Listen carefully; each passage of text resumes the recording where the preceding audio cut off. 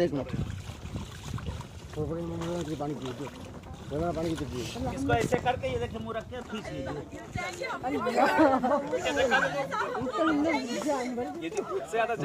Direct पीना है, direct मुंह से, तो फिर ले जाने से फायदा होगा। ये फायदा तो वो मजबूरी है, वहाँ से कोई थोड़ी ना पीना पाए। अच्छा मजबूरी है, तब जो लेके जाएगा वो कैसे पिएंगे?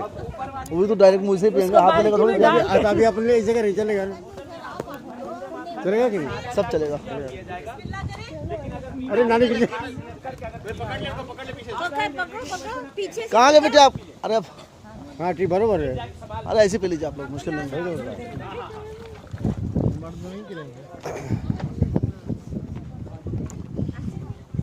और ये चलता हुआ पानी जैसे जमीन से निकल रहा है। गुजराती बोलो ना। नहीं गुजराती तो नहीं है, मोतर में है।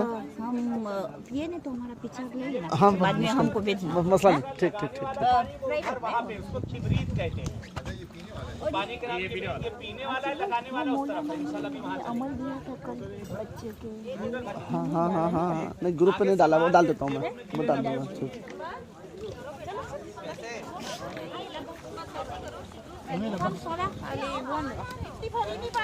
अरे उधर से हम भर देंगे, मुश्किल नहीं है। बोतलें रहने दीजिए आप लोग भरने को, हम भर देंगे खुद।